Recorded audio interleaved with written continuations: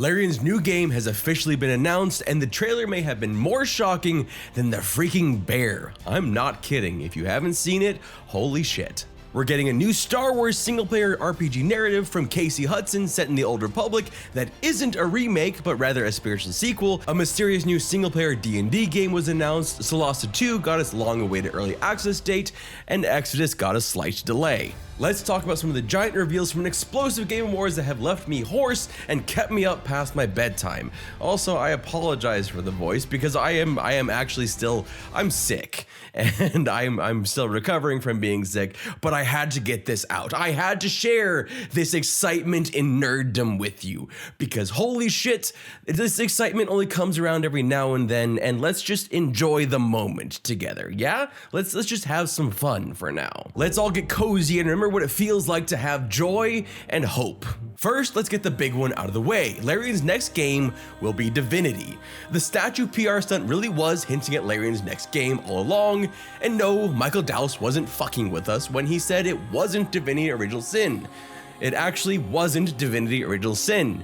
It was Divinity. Just not the Original Sin 3 thing.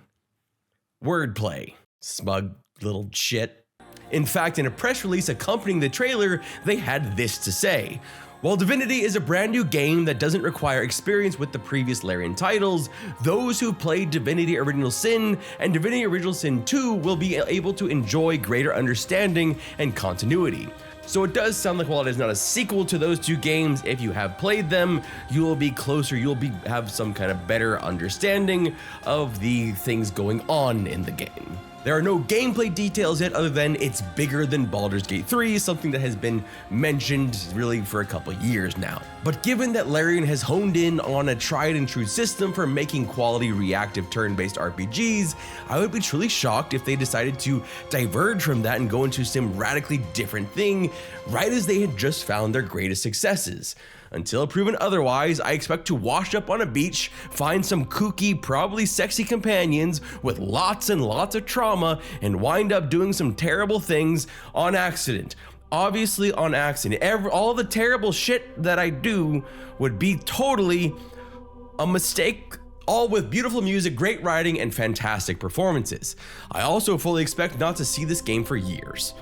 If you want to play with some fake math to make yourself sleep better at night, the Baldur's Gate 3 announcement trailer, which was a similar cinematic trailer, released in 2019. The game then went into early access in 2020 with a full release in 2023. There's no telling if Larian would go the early access route again, but we'd probably be looking at a minimum of a few years before we see much of anything. But at least we now know one of the two projects that they have been working on since going away from Baldur's Gate 3. And holy shit if it wasn't crazy. I mean, this was wild. Just let my reaction here speak for itself.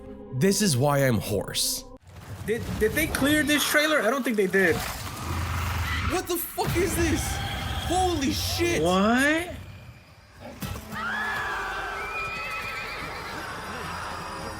He said, I'm out of here. I'm out of here. Ah! No! No way! Fucking do it! Fucking do it! Fucking do it! Bro, let's go! Fucking do it! Larian Studios is fucking crazy! Fuck yes! Fucking do it! Oh my gosh, no fucking way. Oh my god!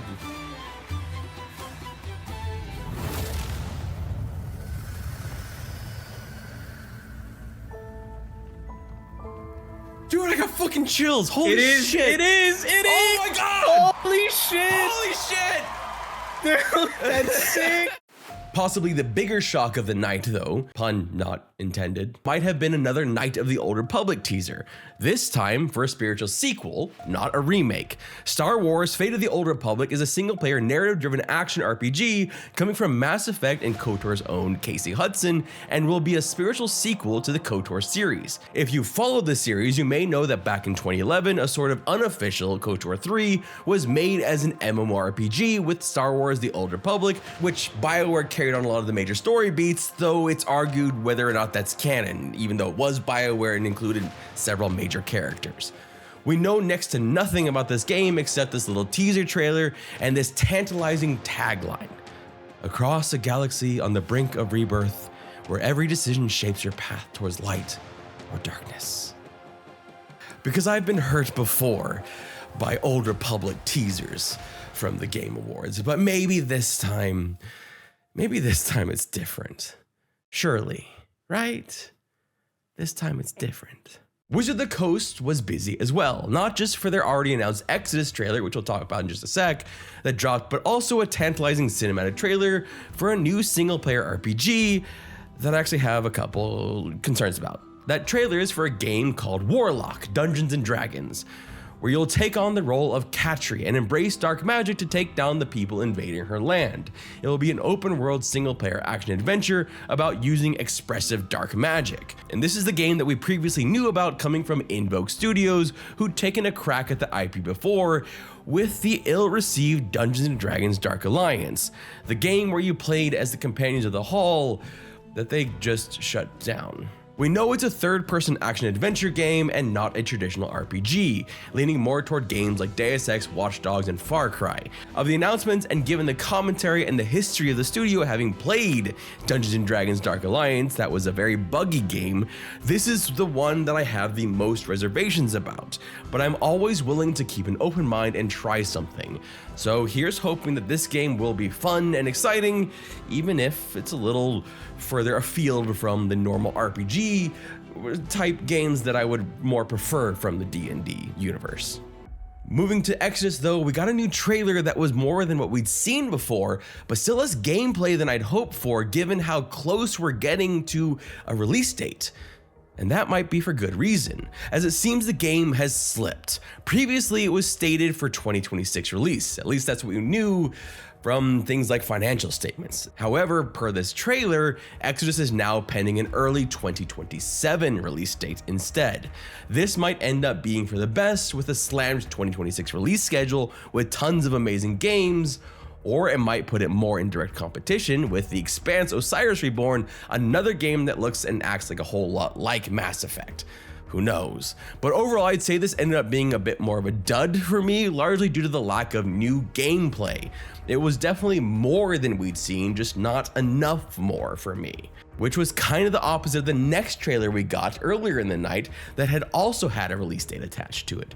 Salasa 2 will be launching into early access on March 12th, 2026, and I couldn't be more excited for it.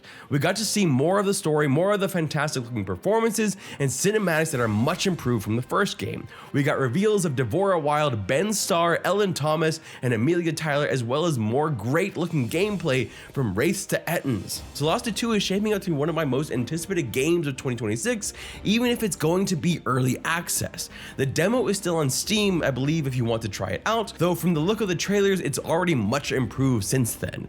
I can't wait to try out the new version and see what we get early on in 2026.